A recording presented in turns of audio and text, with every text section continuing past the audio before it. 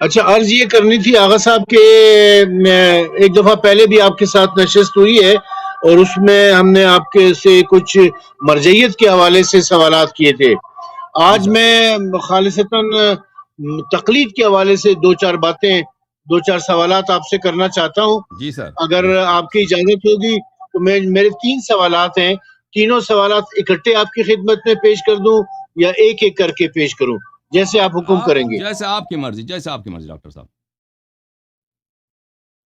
اچھا، پہلا سوال میرا یہ ہے کہ ایک حدیث ہے جو ہم پڑھتے ہیں، احتجاج تبرسی میں بھی یہ حدیث ہے اور ہر مجتہد کی توضیح المسائل میں بھی مل جاتی ہے، جس میں امام حسن عسکری علیہ السلام نے فرمایا ہے کہ فقہا میں سے ایسے افراد جن میں یہ کوالٹیز ہوں ان کی تقلید کرو. ان کی تقلید کی طرف ہمیں ایڈوائز کیا گیا ہے کہ ان کی تقلید کرو. یہ امام حسن عسکری علیہ السلام کی حدیث ہے جو احتجاج تبرسی میں ملتی ہے ہمیں. جی سر. اگر یہ حدیث صحیح تو پھر اس حدیث کے ہوتے ہوئے آپ کی جتنے بھی دلائل ہیں ان دلائل کی پھر کوئی حیثیت باقی نہیں رہ جاتی، کیونکہ ہمارے لیے امام کا قول سب سے مطلب اول ہے. امام نے جو فرما دیا ہے ہم نے تو پھر اسی کی بات ماننی ہے. اور اگر یہ حدیث ضعیف ہے تو آپ مجھے بتا سکتے ہیں کہ اس حدیث میں کیا ضعف ہے، کیوں یہ حدیث ضعیف ہے، کس وجہ سے اس کو ہم ضعیف کہیں گے. اوکے، اگر آپ اس کا جواب چاہتے ہیں تو دیکھیں، اس کا جواب تفصیل سے بھی دیا جا سکتا ہے. تو کیونکہ یہ حدیث بڑا اہم حدیث ہے، تو آپ کو، تاکہ آپ کو اچھی طرح سے سنائی دے، آپ دوسرا تیسرا سوال بھی کر دیں تاکہ پھر میں آپ کو جانے دوں، تاکہ آپ اچھی طرح سے سن لیں تسلی سے، کیونکہ اس طرح آپ کے لیے سننا مشکل ہے. جی بسم اللہ کریں. دوسرا سوال کیا؟ دوسرا بسم سوال اللہ. میرا یہ تھا کہ اگر ہم تقلید نہیں کرتے ہیں تو اس کا مطلب یہ ہوا کہ پھر ہمیں خود ہی قرآن اور حدیث کا اتنا علم حاصل کرنا پڑے گا کہ ہم خود قرآن اور حدیث سے استنباط اور استخراج کر سکیں. لیکن دور جدید میں لوگوں کے پاس اتنا ٹائم نہیں ہے. لوگ دنیا داری میں مشغول ہیں، نوکری ہے، کاروبار ہے، دیگر دنیاوی تعلیم حاصل کر رہے ہیں.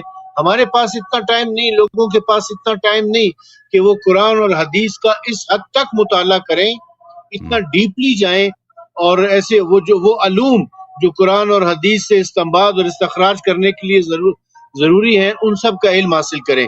تو ایسی صورت میں ہمارے پاس دوسرا کوئی راستہ نہیں ہے کہ یا تو ہم وہ سارے علوم حاصل کریں یا پھر ہم تقلید کر لیں، کیونکہ ہمیں سمپلی وہاں سے مسائل جو ہے نا وہ آسانی سے مل جاتے ہیں. جی سر. نمبر 3. اور تیسرا میرا سوال ذرا سخت ہے، مجھے امید ہے کہ آپ اس کو برا نہیں مانیں گے. اس کے حوالے سے وہ یہ ہے کہ چونکہ آپ امریکہ میں بیٹھے ہوئے ہیں اور امریکہ جو ہے وہ ایران کا مرجعیت کا اور تقلید کا مخالف ہے، کیونکہ وہ یہ جانتا ہے کہ اس نظام مرجعیت کی وجہ سے تشیع ایک مضبوط پوزیشن میں، مضبوط قوت میں. تو آپ امریکہ میں چونکہ بیٹھے ہوئے ہیں تو اس لیے آپ دانستہ یا غیر دانستہ طور پر امریکہ کے لیے استعمال ہو رہے ہیں اور امریکی مفادات کا تحفظ کرتے ہوئے مرجعیت کے خلاف اور تقلید کے خلاف بات کرتے ہیں. اوکے، سمجھ گئے. ہم آپ کے تینوں سوالوں کے جواب دیتے ہیں. تھینک یو ڈاکٹر صاحب، بہت مہربانی آپ. تھینک یو سر، اللہ آپ کو عزت دے.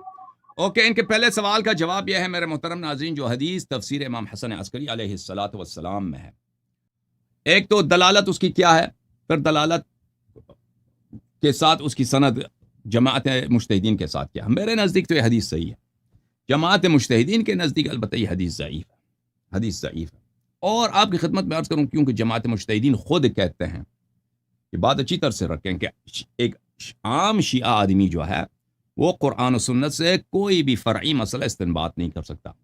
قرآن و سنت سے کوئی بھی فرعی مسئلہ استنباط نہیں کر سکتا، کیونکہ حدیث کی متن کو سمجھنے کے لیے اور حدیث کی صحت کو سمجھنے کے لیے ان دونوں کے لیے اجتہاد کی ضرورت ہے. اور مقلد جو شخص عام آدمی ہے وہ اجتہاد سے عاری ہے، اجتہاد سے اس کے ہاتھ خالی ہیں. نہ وہ کبھی کہہ سکتا ہے کہ حدیث صحیح ہے.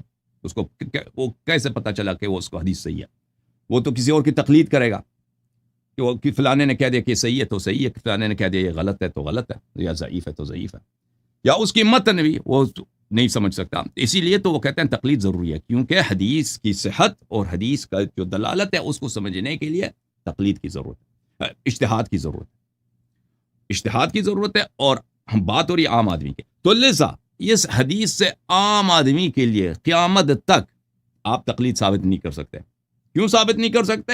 کیونکہ فرض یہ ہے کہ آدمی عام آدمی ہے, اور عام آدمی کیونکہ وہ مجتہد نہیں ہے, لہذا وہ نہ اس حدیث کے صحت کو حاصل کر سکتا ہے کہ حدیث صحیح ہے, اور نہ اس کے لیے یہ بات ثابت ہو سکتی ہے کہ یہ حدیث کہہ کیا رہا. یہ بات سمجھ آئی؟ تو یہ حدیث جماعت مجتہدین کا مبنا اتنا بے وقوفانہ, اتنا احمقانہ ہے کہ انہوں نے اپنے لیے یعنی اپنے لیے اجتہاد تقلید کو عوام کے لیے ثابت کرنے کے لیے قرآن و سنت سے ہمیشہ کے لیے اپنے دروازے بند کیے ہیں. پہلی بات یہ. دوسری بات, اب یہ باتیں سب بکواس ہے جماعت مجتہدین کے, ہم ان باتوں کو نہیں مانتے, اور آپ یہ بدیہی باتیں ہیں کہ باتیں غلط ہیں. ہمارے نزدیک یہ حدیث صحیح ہے, مجتہدین کے نزدیک یہ حدیث غلط ہے. لیکن اس حدیث کا محتوا کیا ہے؟ اگر ہم کہہ دیں یہ حدیث کا محتوا کیا ہے, پہلے ہم اس کے محتوا پہ بات کر رہے ہیں, پھر آپ کو بتائیں گے کہ مجتہدین تقریباً سب بالاجماع تقریباً کہتے ہیں حدیث ضعیف ہے. اچھا, تقریباً بالاجماع, اور جو اہم مجتہدین ہیں موجودہ دور کے. حدیث کا متن یہ نہیں کہہ رہا میرے محترم ناظرین. اب میں نے اس کے متعلق, اس حدیث کے متعلق تقریر کی ہے اسی سیریز میں, جو تقلید والی سیریز ہے. اگر آپ اس میں دیکھ لیں آپ کو اچھی طرح سے پتہ چل جائے گا اس حدیث کا محتوا کیا. ملاحظہ فرمائیے, یہ کتاب ہے کتاب تفسیر امام حسن عسکری علیہ السلام, چھاپ مدرسۃ الامام المہدی علیہ السلام. یہاں پر ملاحظہ فرمائیے, آپ کی خدمت میں صفحہ نمبر 298 میں یہ حدیث شروع ہوتی ہے. صفحہ نمبر 298 میں قول اللہ عز و جل, اللہ تعالیٰ کا ایک فرمان ہے سورہ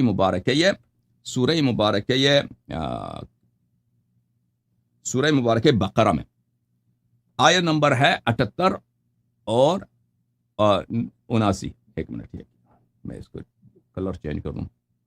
آیت یہ کہہ رہی ہے بھائی, وَمِنْهُمْ أُمِّيُّونَ, یہود و نصارہ میں سے کچھ ایسے لوگ ہیں جو ان پڑھ ہیں.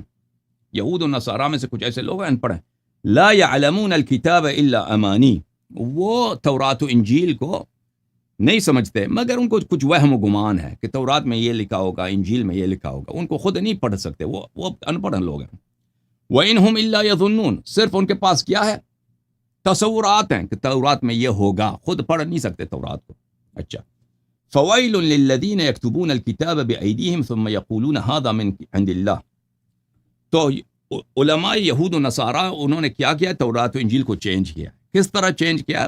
یہ حدیث اسی کے متعلق بات کر رہا ہے کہ انہوں نے تورات و انجیل میں جو نبی پاک صلی اللہ علیہ وسلم کی تشریف آوری کی نشانیاں ہیں اور ائمہ اطہار علیہ السلام کی نشانیاں تورات و انجیل میں, ان کو چینج کیا ہے تاکہ ان کے عوام مسلمان نہ ہو جائیں, شیعہ نہ ہو جائیں, تاکہ ان کے جو مرید ہیں, پیروکار ہیں, ان سے تحفے ملتے ہیں, ہدایہ ملتے ہیں, وہ مسلمان نہ ہو جائیں, شیعہ نہ ہو جائیں. تو انہوں نے اس کو چینج کیا ہے. تو جب تورات یہ پڑھتے ہیں عوام کے لیے, کیا ان کو سناتے ہیں کہ نبی کریم صلی اللہ علیہ وسلم آخر الزمان میں ایک پیغمبر آئیں گے, ان کا نام احمد ہوگا, وہ نام چینج کر کے کوئی اور نام بتائیں گے. قد مثلا درمیانہ ہوگا, لکھ دیں گے, ادھر سے پڑھ لیں گے تورات سے کہ قد ان کا بڑا لمبا ہوگا. سب جھوٹی باتیں. وہ مثلا اس شہر میں آئیں گے, وہ کسی اور شہر کا نام لیں گے, ٹھیک ہے نا, تاکہ وہ عوام کو یقین ہو جائے کہ یہ پیغمبر وہ پیغمبر نہیں ہے. اور امیر المؤمنین علیہ الصلوۃ والسلام اس پیغمبر کے وصی نہیں ہے جن کی بشارت کس نے دی ہے؟ موسیٰ علیہ السلام نے دیا, انبیاء سلف نے دیا. اچھا, یہ کس لیے کرتے ہیں اس کام کو؟ لیشتروا بہ ثمنا قلیلا, تاکہ دنیا میں ان کو کوئی منفعت ہو, ان یہود و نصارہ کے علماء کو دنیائی منفعت ہو. فویل لہم مما کتبت ایدیہم وویل لہم مما یکسبون. تو ان پر جو وہ قرآن جو تورات و انجیل کو چینج کر کے لکھتے ہیں, اللہ کی لعنت ہے ان پر چینج کرنے پر, اور اللہ کی لعنت ہے جو پیسے ان کو ملتے ہیں اس پہ بھی اللہ کی لعنت. اس حدیث کی شرح میں, اس حدیث کی تفسیر میں امام حسن عسکری علیہ السلام نے فرمایا, دیکھیں یہاں پر آپ کو میں کیوں یہ حدیث جو ہے نا ایک لمبی حدیث ہے. وَأَمَّا مَنْ كَانَ مِنَ الْفُقَهَاءِ صَائِنًا لِلنَّفْسِ حَافِظًا لِدِينِ مُخَالِفًا لِهَوَى مُطِيعًا لِأَمْرِ مَوْلَاهُ فَلِلْعَوَامِ أَن يُقَلِّدُوهُ. یہ ایک بہت لمبی حدیث ہے, یہ اس کا ایک ٹکڑا ہے, یہ فقرہ. اس کا جو ما قبل ہے وہ بہت واضح قرینہ ہے کہ اس میں جو لفظ تقلید ہے اس سے کیا مراد ہے. اس حدیث شریف میں جو لفظ تقلید ہے اس سے کیا مراد ہے؟ دیکھیں یہاں پہ بات ہو رہی ہے تلاوت تورات، تلاوت انجیل کی. یعنی تورات کس کا کلام ہے؟ تورات کلام ہے موسیٰ علیہ السلام کا. انجیل کس کا کلام ہے؟ عیسیٰ علیہ السلام اور انبیاء سلف جو گزرے ہیں ان کی کلام کو عوام تک سنانے کی بات ہو رہی. یہاں پر اسی فعل کو جو عوام اپنے علماء سے سنتے ہیں، یہود اپنے علماء سے کیا سنتے ہیں؟ وہ تورات پڑھ کے سناتے ہیں، انجیل پڑھ کے سناتے ہیں. اسی کو تقلید کہا گیا ہے. تقلید اچھی طرح سے جان لیں کہ اس حدیث میں جو لفظ تقلید آیا ہے اس کا مطلب یہ نہیں ہے علماء کے آراء، علماء کے فتاوا کو سننا، اس کو قبول کرنا، اس کو عمل کرنا. جو تقلید مصطلح ہمارے دور میں ہے، جو ہمارے دور میں تقلید مصطلح ہے جس کو ہم تقلید کہتے ہیں، وہ کس چیز کا نام ہے؟ ایک عالم اپنی رائے کا اظہار کرتا ہے، وہ قرآن نہیں پڑھتا آپ کو، وہ آپ کو سنت نہیں سناتا، وہ اپنی رائے کا، اپنے فتوے کا اظہار کرتا، آپ کو فتویٰ سناتا ہے.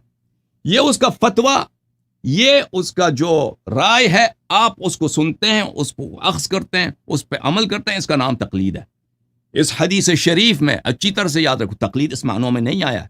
تقلید کن معنوں میں آیا ہے؟ اخذ روایت کے معنوں میں آیا کہ یعنی علماء یہود تورات پڑھتے ہیں، عوام یہود تورات اپنے علماء سے سنتے ہیں اور اس کو اخذ کرتے ہیں اور اس کو قبول کرتے ہیں. اس کو تقلید کہا گیا ہے. اخذ روایت کو تقلید کہا گیا ہے. سمجھ میں آ رہی بات آپ کو؟ یہ تقلید مصطلح کی بات نہیں ہو رہی ہے.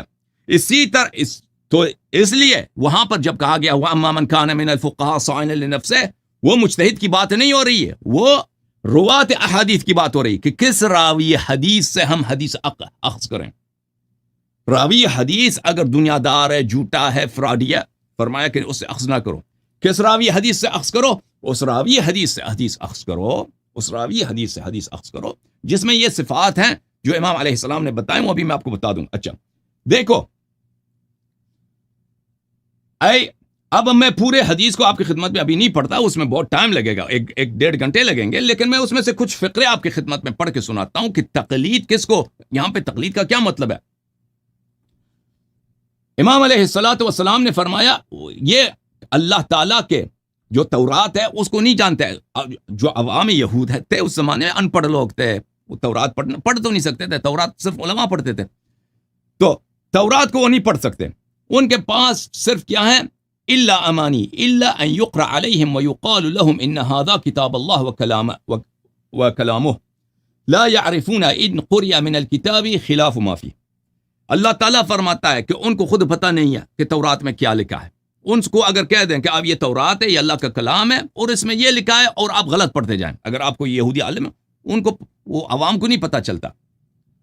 اچھا، انہم الا یظنون ای ما یقول لهم رؤساؤهم من تکذیب محمد صلی اللہ علیہ وآلہ فی نبوته و امامت علی سید عترتہ، کہ ان کے علماء جو جھوٹی نشانیاں بتاتے ہیں، ان کو جو اصلی نشانیاں ہیں رسول پاک صلی اللہ علیہ وآلہ وسلم کی، امیر المؤمنین علیہ السلام کی، اہل بیت علیہ السلام کی نہیں بتاتے، جھوٹی نشانیاں بتاتے ہیں. اور وہم یقلدونہم، اور وہ ان کی کیا کرتے ہیں؟ تقلید کرتے ہیں. یہ انہی علماء کی تقلید کر رہے ہیں. تقلید کا کیا مطلب ہے یہاں پر میرے محترم ناظرین؟ اس حدیث میں اچھی طرح سے جان لو، تقلید سے مراد اخذ روایت ہے. تقلید سے مراد کیا نہیں ہے؟ تقلید سے مراد اخذ فتویٰ نہیں ہے.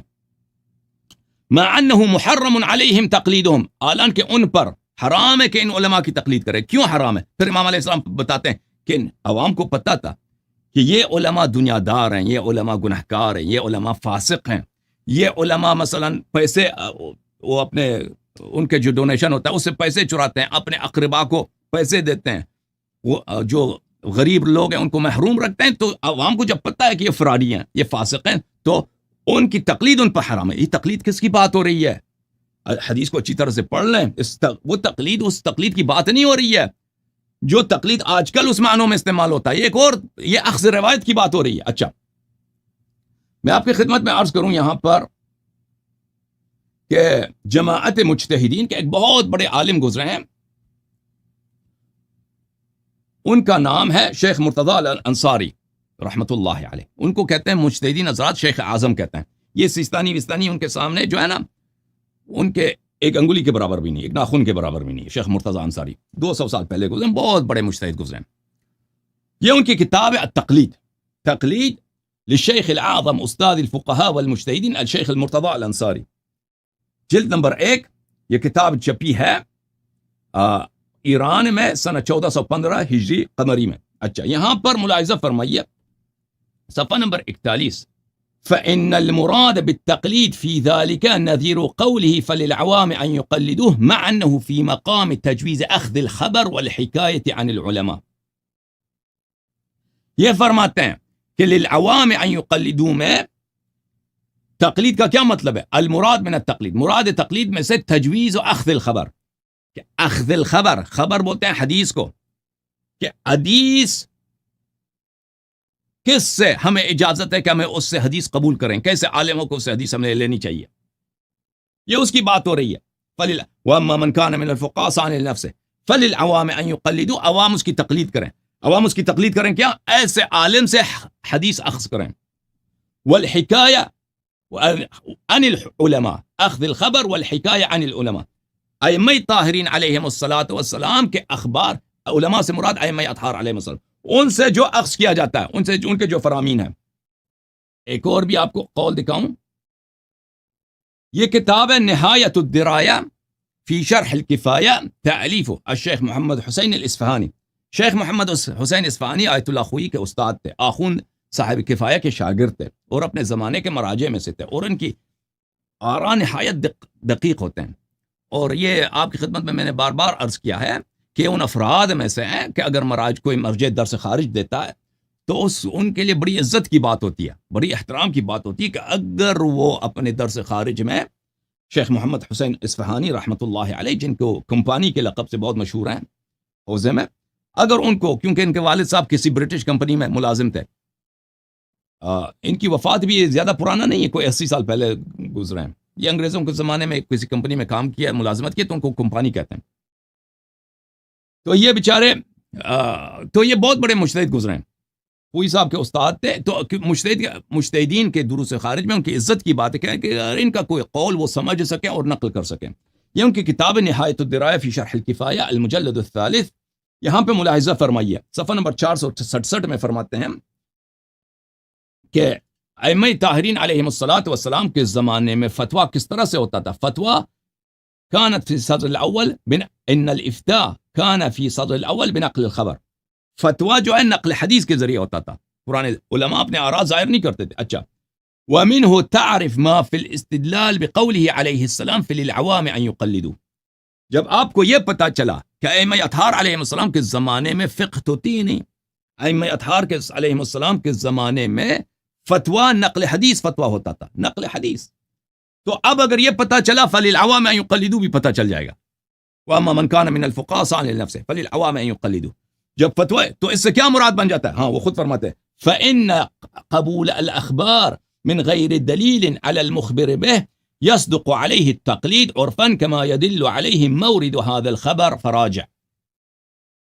کہتے ہیں کسی کے حدیث کو قبول کر لینا، ایک عالم پہ آپ بھروسہ کرتے ہیں، ٹھیک ہے نا، وہ آپ کو حدیث آپ کو سنا لیتا ہے، جیسے امام علیہ السلام نے فرمایا اس کی 4 نشانیاں. عالم ایسا ہونا چاہیے صائنا لنفسه، وہ خود حرام سے بچتا ہے اپنے آپ، وہ آتش جہنم سے اپنے آپ کو بچاتا ہے. حافظا لدین، دیندار آدمی ہے. مخالفا لہوا، ہوائے نفس کا مخالف ہے، زاہد آدمی ہے. مطیعا لامر مولا، بالکل اہل بیت علیہ السلام کا تابع پیروکار ہے.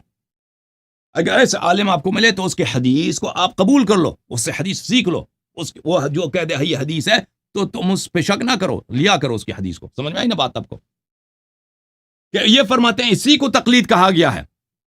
فإن قبول اخبار الغیر من غیر دلیل علی المخبر به يصدق علیہ التقلید، يصدق علیہ التقلید، کہ اگر کوئی آپ کو حدیث سناتا ہے، ٹھیک ہے نا، اور آپ نے خود اس حدیث کی صحت کا احراز نہیں کیا کہ آپ خود تحقیق کرو یہ حدیث صحیح ہے یا نہیں، عالم پہ آپ نے بھروسہ کیا، اسی کو تقلید کہا گیا.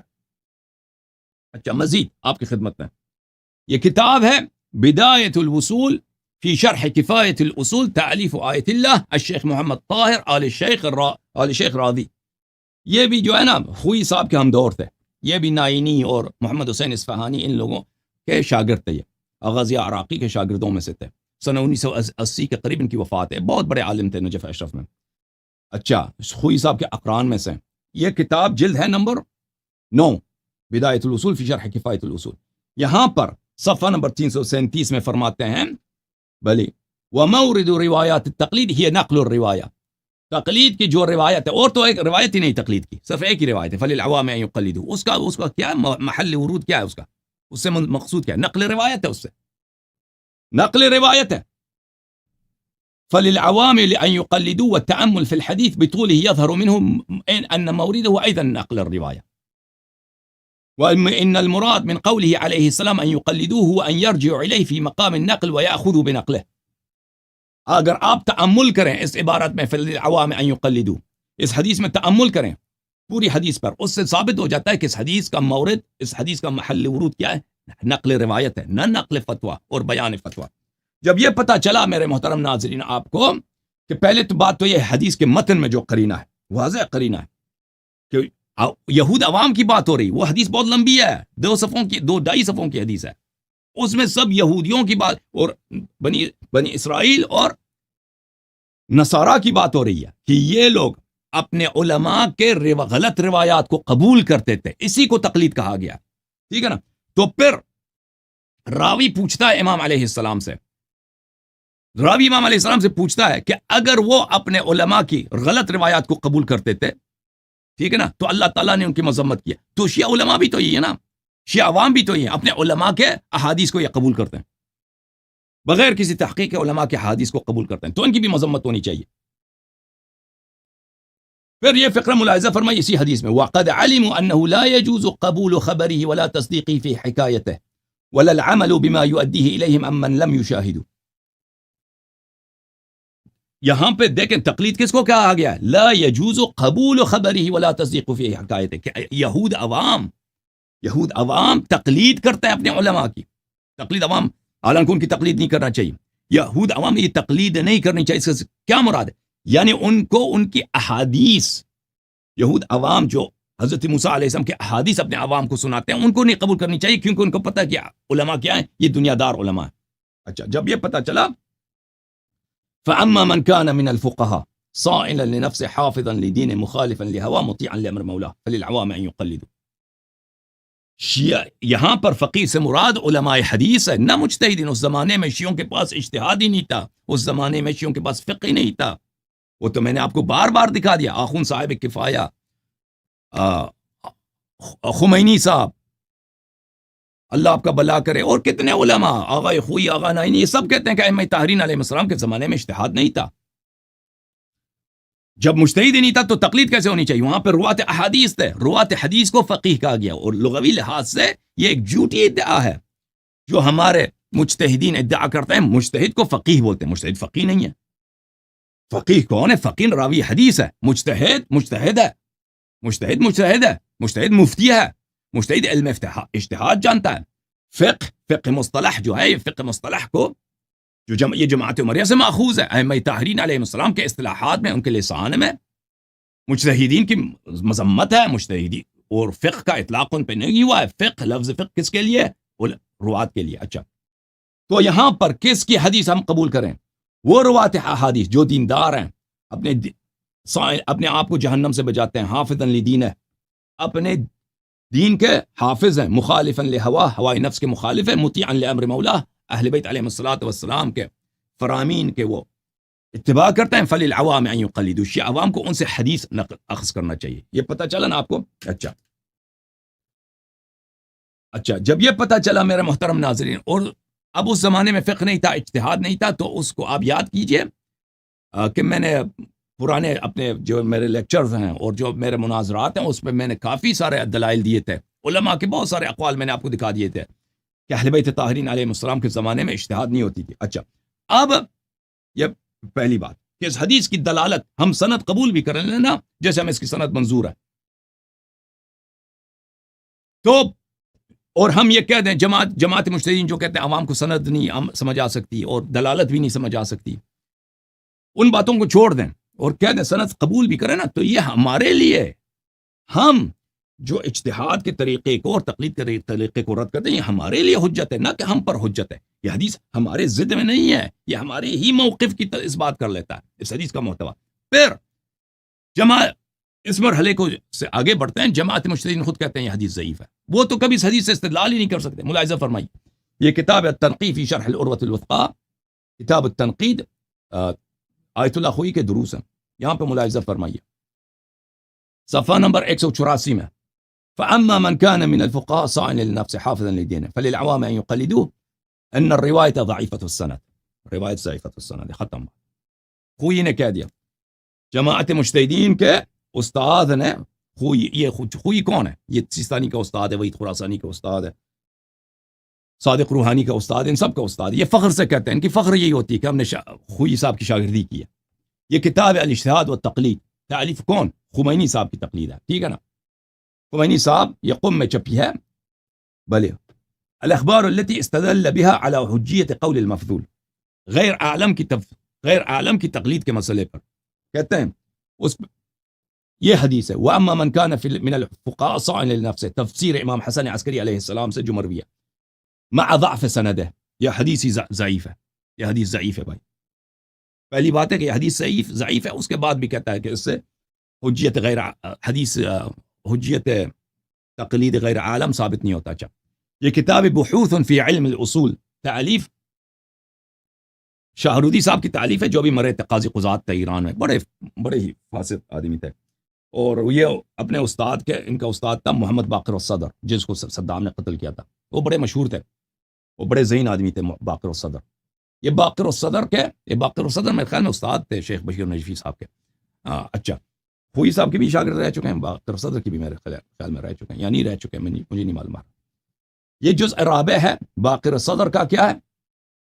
سید محمد باقر الصدر کا دروس مباحث الحجج والاصول العملیہ. اچھا یہاں پہ ملاحظہ فرمائیے صفحہ نمبر 346 میں باقر الصدر کیا فرماتے ہیں؟ مثل حدیث فللعوام ان يقلدوا في مسألة التقلید لولا ما فيه من ضعف السند. کہتے ہیں افسوس کی حدیث ضعیف ہے. افسوس کی حدیث ضعیف ہے. اچھا اس سے ہم تقلید کے مسئلے پہ ہم کہتے ہیں کہ ہم کچھ استفادہ کرنا چاہ رہے تھے. یہ کتاب ہے الاجتہاد والتقلید والاحتیاط. تعلیف من؟ کس کی تعلیف ہے؟ ہاں تعلیف کس کی ہے بھائی؟ پڑھ لو اچھی طرح سے. اجتہاد، تقلید، احتیاط. تعلیف کس کی ہے؟ آپ کے بڑے بت کی. کون ہے؟ بلوچستانی صاحب. بلوچستانی صاحب نے، سیستانی بلوچستانی نے، یہ ان کے دروس ہے. یہ کتاب چھپی ہے سنت 1435 پر سنت 1437، یعنی آج سے 8 سال پہلے. یہاں پہ ملاحظہ فرمائیے وَأَمَّا الْحَوَادِثُ الْوَاقِعَةُ فَارْجِعُوا فِيهَا إِلَىٰ رُوَاةِ حَدِيثِنَا. یہ توقیع شریف ہے. یہ صفحہ کون سا ہے؟ صفحہ نمبر 247.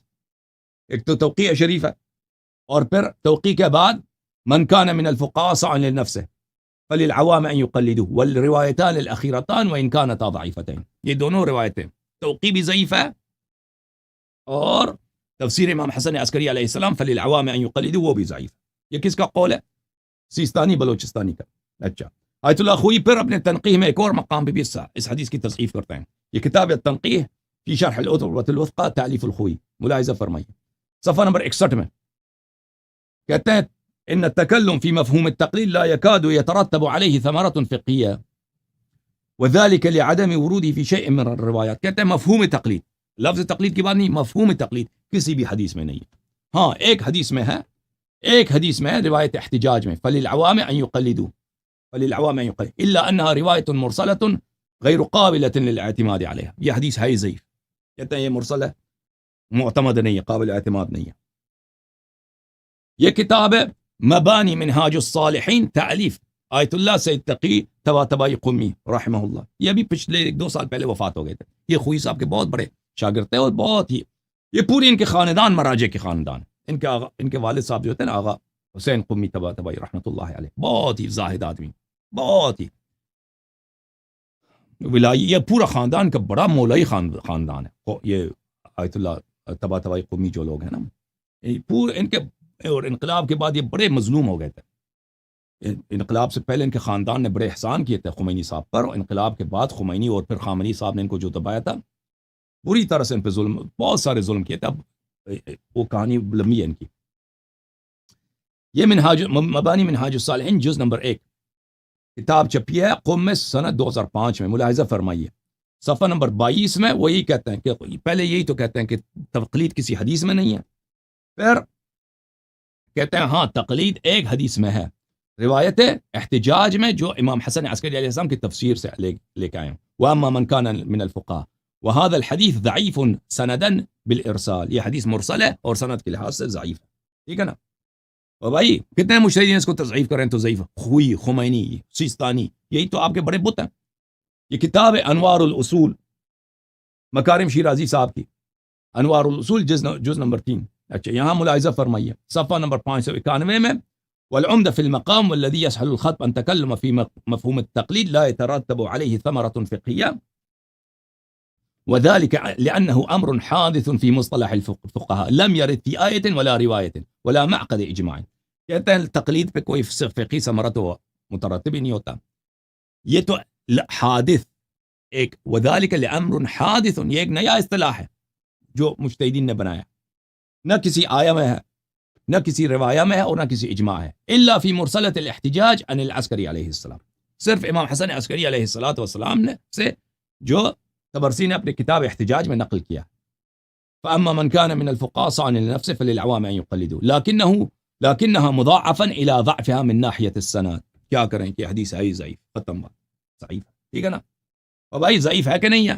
ضعیف ہے.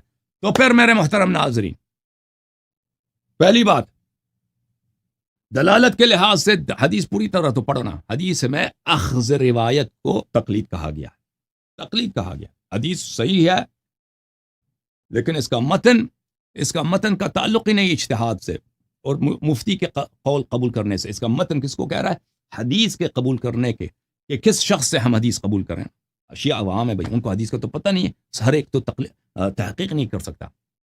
تو پھر کس سے حدیث لے لیں؟ حدیث ان عالم سے لے لو جن میں یہ 4 صفات ہو: سائلا لنفسه حافظا لدین مخالف لہوا مطیعا لامر مولا. وہ اگر ایسا عالم آپ کو سنائے تو پھر وہ کہہ دے یہ حدیث ہے، اس سے حدیث قبول کرو، اس سے حدیث مان لو، اور پھر اس پہ بلا جھجک اس کی بات کو مان لو، کیونکہ تم خود بات اسی کی ہو رہی ہے کہ عوام خود کتاب نہیں پڑھ سکتے نا.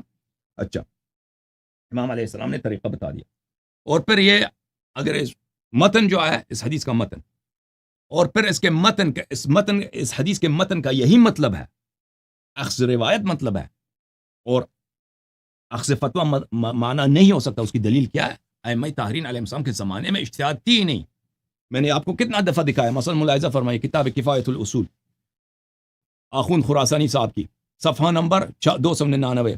لیس حال الرواة فی الصدر الاول فیما نقلوا فی نقل ما تحملوا من النبی والامام علیہم السلام من الاحکام الى الانام الا كحال نقلت الفتاوى الى العوام. صدر اول میں ائمہ طاہرین علیہم السلام میں کے زمانے میں جو لوگ عوام تک احکام پہنچاتے تھے وہ مجتہد نہیں تھے، جیسے ابھی ہمارے زمانے میں فتاوی نقل کرتے ہیں. مولوی لوگ فتاوی نقل کرتے ہیں نا، وہ خود مجتہد نہیں ہے. وہ کہتے ہیں سیستانی نے یہ کہا، سیستانی بلوچستانی نے یہ کہا، خامنئی نے یہ کہا، شیرازی نے یہ کہا، تو وہ آپ کو فتاوی سناتے ہیں. اس زمانے میں اسی طرح روات احادیث لوگوں کو ائمہ علیہ السلام کے اقوال سناتے تھے. تو اس زمانے میں اجتہاد تھی نہیں، یہ تو بات واضح ہے. تو کیسے وہ مراد ہو سکتا ہے؟ فللعوام ان یقلدوا سے مراد مجتہد کے فتوے کے قبول ہونے کی بات ہو. اچھا پھر انہوں نے ان کے پہلے سوال کا جواب ہم نے دے دیا. اگر آپ کو یہ جواب سمجھ آئیے نا تو پھر یہ جواب ہمیشہ کے لیے اس حدیث سے جماعت مجتہدین آپ کے پر استدلال نہیں کر سکتے. اور اس کو میں نے اس پہ تقریر کی 2 گھنٹے کی، آپ میرے ادھر دیکھ لیں. میں یہ جو سیریز ہے تقلید، اس پہ میں نے بہت بات کی اس حدیث پر، اس سے زیادہ میں نے تفصیل سے بات کی. پھر انہوں نے کہا، ڈاکٹر صاحب نے پوچھا اگر ہم تقلید نہ کریں تو خود عوام تو ہمارے پاس ٹائم نہیں ہے، اتنا ایسا مصروف دور ہے، خود ہم کتاب و سنت کے استدلال کے دلائل کو ہم کیسے سمجھ سکتے ہیں، اور اس سے ہم کیسے استنباط کر سکتے ہیں. تو یہ تو لازمی بات ہے کہ ہر شخص خود وہ کتاب تو نہیں پڑھ سکتا، روایت نہیں پڑھ سکتا، قرآن نہیں پڑھ سکتا کہ اس کے وضو کے احکام وغیرہ وغیرہ، طلاق وغیرہ کے احکام اس میں کیا لکھے ہیں. بات یہ ہے کہ یہ علماء کا کام ہے. علماء موجودہ دور میں دیکھیں آپ کو کیا سناتے ہیں. علماء موجودہ دور میں، کیونکہ اکثر عوام، وہ خود بھی ہمارے جو اکثر عوام ہیں وہ ابھی بھی وہ توضیح المسائل نہیں پڑھ سکتے، یا عروۃ الوثقیٰ نہیں پڑھ سکتے، یا شرائع الاسلام نہیں پڑھ سکتے. اور میں آپ کو ایک بات بتاؤں، یہ جو احادیث اہل بیت علیہ السلام ہیں یہ علماء کے فتووں سے زیادہ آسان ہے. لیکن بہرحال ابھی ہمارے زمانے میں لوگ کتاب توضیح المسائل کتنے لوگ پڑھ سکتے ہیں؟ بہت کم لوگ پڑھ سکتے ہیں، ٹھیک ہے نا. تو وہ توضیح المسائل اصلی زبان میں تو ہے نہیں. اصلی زبان توضیح المسائل کی کس میں ہے؟ عربی زبان میں. پھر اس کو ترجمہ کیا فارسی میں، پھر فارسی سے ترجمہ کیا اردو میں. پھر اکثر لوگ اس کو بھی نہیں پڑھ سکتے. اکثر لوگ کیا کرتے ہیں؟ علماء سے پوچھتے ہیں، علماء ان کے لیے بیان کرتے ہیں کہ توضیح میں یہ لکھا ہے، ٹھیک ہے نا. تو اسی طرح ہمارا عرض یہ ہے کہ علماء کا یہ واجب فریضہ ہے کہ وہ ائمہ اطہار علیہ السلام کے اقوال لوگوں کو سنائیں. عوام پہ ضروری نہیں ہے، عوام کر ہی نہیں سکتے کہ وہ جا کے حدیث کی تحقیق کریں اور حدیث جو ہے حدیث کی کتابیں لائبریری بنا دیں اس میں کیا لکھا ہے. نہیں کر سکتے. 95% لوگ نہیں کر سکتے. جیسے کہ 95% لوگ مجتہدین کا عروۃ الوثقا نہیں پڑھ سکتے، اسی طرح وہ حدیث بھی نہیں پڑھ سکتے. تو یہ تو علماء کی ذمہ داری ہے کہ عوام کو ائمہ طاہرین علیہ السلام کے اقوال، ان کے فرمائشات سمجھا دیں، سکھا دیں. لیکن وہ سکھاتے ہی نہیں، وہ کہتے ہیں آپ کو سمجھ ہی نہیں آ سکتی. ٹھیک ہے نا. تو یہ علماء تو جہنمی ہیں. یہ علماء تو کام کے نہیں ہیں. یہ آپ پہ ضروری ہے، نوجوانوں پہ ضروری ہے کہ وہ محنت کریں، احادیث سیکھیں، روایات سیکھیں، تاکہ اس خلا کو پر کیا جائے. ٹھیک ہے نا. موجودہ جو دور ہے یہ ایک سسٹم ہے، حوزے کی جو سسٹم ہے یہ امام جعفر صادق علیہ السلام سے مخالفت کی سسٹم ہے. امام زمانہ عجل اللہ تعالی فرجہ الشریف کے مقابلے میں ایک سسٹم ہے. کیونکہ مرجع خود کبھی اس کی مرجعیت نہیں رہتی، جبکہ اس کے پاس ہزاروں کی تعداد میں مولویوں کی صورت میں سپاہی نہ ہوں. مراجع کیا کرتے ہیں؟ مولویوں کے ذریعے اپنے فتاوی عوام تک پہنچاتے ہیں. ٹھیک ہے نا. تو وہ اس سسٹم کو چینج نہیں کریں گے مراجع، کہ وہ شیعہ جو طالب علم جاتے ہیں نجف اشرف یا قوم مقدسہ، ان سے کہتے ہیں کہ آپ ہمارے فتوے نہ سیکھیں بلکہ آپ حدیث سیکھیں. تو پھر ان کے فتوے لوگوں کو کون سنائے گا؟ ٹھیک ہے نا. یہ تو کبھی نہیں ہوگا. وہ تو اپنی بادشاہت نہیں چھوڑیں گے، کیونکہ جس دن شیعہ عوام میں اتنے علماء ہوں گے جو حدیث لوگوں کو سنا دیں، تو پھر تو کون تقلید کرے گا؟ کوئی پاگل تقلید کرے گا، فتوے کے پیچھے جائے گا. ان کی مرجعیت اسی بات پر ہے کہ آپ کے نوجوان، آپ جو جوان طالب علم جاتے ہیں قوم نجف اشرف، یہ حدیث نہ سیکھیں. یہ باقاعدہ پلاننگ ہے. اوکے، سمجھ میں آ رہی نا بات آپ کو؟ کیونکہ ان کی مرجعیت کی موت ہے کہ لوگ اگر حدیث سیکھیں. تو اس لیے یہ شیعہ نوجوانوں پہ فرض ہے کہ وہ حدیث سیکھیں اور عوام تک حدیث پہنچا دیں. اچھا، اب انہوں نے کہا کہ آپ امریکہ میں بیٹھے ہیں اور امریکہ مرجعیت کا مخالف ہے تو اس لیے آپ جانے یا انجانے میں امریکہ مفادات کی جو آپ پاسبانی کر رہے ہیں. اور مجھے تو ابھی تک نہیں پتہ چلا کہ مرجعیت جو ہے امریکہ مرجعیت کا مخالفت ہے. میں نے تو اس کا کبھی ثبوت نہیں دیکھا. میں نے کبھی اس کا کوئی ثبوت نہیں دیکھا کہ یعنی شیعہ مراجع دیکھیں. میں ایک بات آپ کو بتا دوں، فرض بھی کریں گے نا کہ اگر فرض کرتے ہیں کہ مرجعیت کے بہت سارے لوگ دشمن ہیں، اسرائیل دشمن ہے اور یورپ دشمن ہے، برٹش، جرمنی، روس وغیرہ، امریکہ، سب یہ مرجعیت کے دشمن ہیں. یہ اس کے حقانیت کی دلیل نہیں ہو سکتی. اوکے، اگر دنیا والے کسی شخص سے دشمنی کرتے ہیں تو اس کا مطلب یہ نہیں ہے کہ وہ حق پر ہے. آپ اس کی اتباع کریں، آپ اس کی سپورٹ کریں، آپ اس کو فالو کریں. فالو آپ نے صرف، اتباع آپ نے صرف ائمہ اطہار علیہ السلام کی کرنی ہے، چاہے امریکہ مرجعیت کا دوست ہو، چاہے امریکہ مرجعیت کا دشمن ہو. مرجعیت اور تقلید کی تائید کلام معصومین علیہ السلام سے ثابت ہونی چاہیے. سمجھ میں آ رہی نا بات آپ کو؟ یہ حق و باطل کا معیار نہیں ہے کہ ہم دیکھیں کہ بھائی امریکہ کس سے دشمنی کر رہا وہ حق پہ ہوگا. یہ بہت ہی بکواس ہے. اوکے، پہلی بات یہ ہے کہ اگر یہ بات حق بھی ہو نا، یہ مقدمہ کہ امریکہ اور یورپ وغیرہ شرق و غرب مرجعیت کے مخالف ہیں یہ بات اگر صحیح بھی ہو نا تو یہ اس سے مرجعیت ثابت نہیں ہوتی، تقلید ثابت نہیں ہوتی. بھائی کب کس نے کہا کہ یہ شرعی دلیل ہے؟ اور سوچ لو کچھ تم لوگوں، یہ شرعی دلیل نہیں ہے. شرعی دلیل کیا ہے؟ قرآن ہے، سنت ہے، اہل بیت علیہ السلام کے احکام ہے. تو ہمیں مرجعیت جو ہے وہاں سے ثابت کرنا ہوگا. ہمیں یہ کام نہیں ہے کہ امریکہ کے کس سے دوستی ہے یا نہیں ہے. یہ پہلی بات. پھر میرے محترم ناظرین، اگر شیعوں کا کوئی دشمن ہے، شیعوں کا کوئی جیسے وہابی ہیں ہمارے دشمن ہے، ٹھیک ہے نا، یا آپ کہتے ہیں امریکہ شیعوں کا دشمن ہے. میں نہیں سمجھتا امریکہ شیعوں کا دشمن ہے. میں ایمانداری سے کہہ رہا ہوں، نہیں ہے کہ میں امریکی مفادات، مجھے اس بات کے کوئی شواہد نظر نہیں آ رہے. امریکہ اپنے مفادات چاہتا ہے. اگر اس کی مفادات کے راہ پہ کوئی رکاوٹ بننا، وہ چاہے شیعہ ہو، چاہے وہابی، کوئی بھی ہو، تو لازمی بات ہے وہ اس سے دشمنی کرے گا. کوئی دنیا کے سب ملک ایسے ہوتے ہیں. اب شیعہ جو ہے نا دشمنی کرتے ہیں چائنا سے, تو لازمی بات ہے چائنا بھی ہمارے خلاف ہو جائے گا. اگر شیعہ کسی سے پنگا نہ لے تو کوئی آپ سے پنگا لینے کے لیے بیکار نہیں ہے, فضول اس کے پاس ٹائم نہیں ہے. لیکن اب فرض کرتے ہیں امریکہ شیعہ کا دشمن ہے, وہاں بھی تو ہمارے دشمن ہے, اس میں تو شک نہیں. ناصبی ہمارے دشمن ہے, ٹھیک ہے نا. دیکھیں شیعہ قوم کے لیے مرجعیت سے بدتر قیادت متصور ہی نہیں ہے, اور ہمارے دشمنوں کے لیے ہمارے مراجع سے بہتر شیعوں کی قیادت متصور ہی نہیں. یعنی بالکل نالائق قیادت, ایک ایسی قیادت جو بالکل نالائق, فیل ایبسولوٹلی فیل. اس کو نہ کچھ بھی نہیں اس کے پاس, نہ پروگرام ہے, نہ کوئی مستقبل کے لیے کوئی راہ عمل ہے, کوئی خاکہ ہے, کچھ بھی نہیں ہے. مرجعیت, اور بھائی اگر میں شیعوں کا دشمن ہوتا نا تو میں سب سے زیادہ مرجعیت کی سپورٹ کرتا, سیستانی وغیرہ, خوئی, خمینی, ان لوگوں کی سپورٹ کرتا, کیونکہ ان لوگوں کے پاس اپنے قوم کو آگے بڑھانے, اپنے قوم کو ترقی دلانے, اپنی قوم کو اوپر لانے کے لیے کوئی نہ فکر ہے, نہ ارادہ ہے, اور نہ اس طرح ان کے ذہن میں گزرتا بھی کہ ہم نے کام کرنا ہے.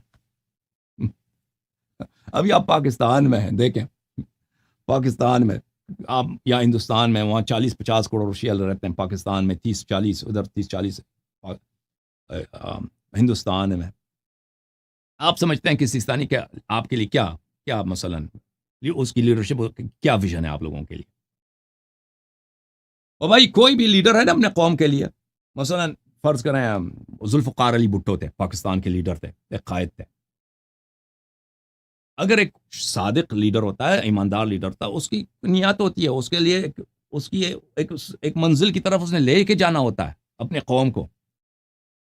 وہ غلطی کر لیتا ہے, اس کو خطا ہوتا ہے, وہ الگ بات ہے, لیکن اس کی ہوتی ہے کہ میں اپنے قوم کو میں نے اس مرحلے تک پہنچا دینا, ٹھیک ہے نا.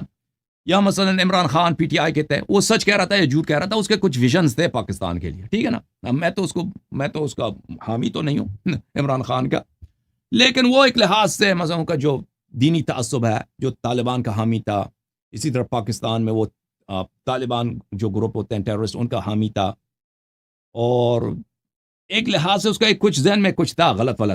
بہرحال وہاں تک وہ لے کے جانا چاہ رہا تھا پاکستان کو, مدینہ اسٹیٹ بنا دینا ہے, کچھ کرنا ہے, ٹھیک ہے نا.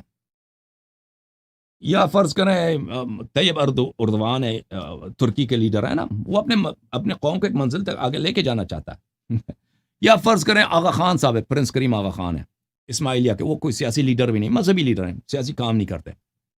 دیکھیں اب وہ اپنی قوم کی خدمت کے لیے اس کے پاس ویژن ہے کہ اس کی جو قوم ہے اسماعیلیہ کے جو مقدس مقامات ہیں دنیا میں, وہ سب محفوظ ہو جائیں, وہ اچھی طرح سے اس کی عمارتیں بن جائیں. اب مصر میں جتنے اسماعیلیہ کے دور کے, فاطمین کے دور کے وہاں پہ آثار تھے, آغا خان نے بڑے محنت کی, ان کو سب کو دوبارہ اس نے تعمیر کروایا. اور اب اس کے نوجوان جو ہے دنیا کے بہترین یونیورسٹیز میں پڑھتے ہیں, ان کے اپنے پاس بہترین یونیورسٹیز ہیں. اور یہ جب بھی پاکستان آتا ہے, حکومت پاکستان اس کو ایک صدر مملکت, بلکہ اس سے بھی زیادہ اس کو کیا دیتا ہے, پروٹوکول دیتا ہے پرنس کریم آغا خان کو. کیوں اس لیے کرتا ہے؟ کیونکہ اس کے اتنے احسان ہے حکومت پاکستان پر. اس نے ایسے حکومت پاکستان پہ مختلف سخت اوقات میں اس نے قرضے دیے ہیں حکومت پاکستان کو. حالانکہ پرنس کریم آغا خان کی جو آمدنی ہے ہمارے مراجع کی آمدنی میں کچھ بھی نہیں ہے, ہمارے مراجع کی آمدنیوں سے بہت زیادہ ہے. اور اس سے ابھی دیکھیں افغانستان میں اسماعیلیہ جب طالبان وغیرہ آئے تھے تو اس نے پورے سب اسماعیلیہ کو وہاں سے نکال دیے, سب کو تو نہیں, بہت ساروں کو, ہزاروں کی تعداد میں, کیونکہ اس کے تعلقات کینیڈا کے ساتھ اچھے تھے. اس نے کینیڈا والوں سے کہا ان کو ویزا دے دو. ہزاروں کی تعداد میں افغانستان سے انہوں نے اسماعیلیہ کو وہاں سے نکلوا کے کینیڈا پہ مقیم کرا. آج سے نہیں, وہ پچھلے دور میں جب طالبان آئے تھے 20 سال پہلے, ان کو ویزا دلوایا. اب کسی بھی اسماعیلیہ کو اگر کاروبار کرنا چاہتا ہے, اس کو قرضے کی ضرورت ہے, اس کو قرضہ دے دیتا ہے. بھئی اس کا ایک ویژن ہے اپنی قوم کے لیے کہ میرا قوم جو ہے ترقی کر لے, تعلیم میں, ٹیکنالوجی میں, اور فائنانس میں, اور سیاسی طور پر یہ محفوظ ہوں, کوئی ان کو قتل نہ کرے. آپ کے لیڈر کے کیا مراجع کچھ بھی نہیں, آپ کے پیسے اٹھا کے لے جاتے ہیں, آپ کو آگے سے کیا دیتے ہیں, وہ کچھ بھی نہیں ہے سوائے توزیع المسائل کے. ان کو پتہ بھی نہیں ہے کہ آپ کو کس طرف لے کے جانا ہوتا ہے. وہ یہ سیستانی جو ہے نا، یہ بلوچستانی، یہ لوگ آپ کے قیادت کے بالکل نااہل لوگ ہیں اور بالکل فیل ہو چکے ہیں. اور شیعہ قوم اپنی حالت دیکھ لو تمہارے انہوں نے آپ کے دشمنوں کی ترقی دلوا دی ہے. اوکے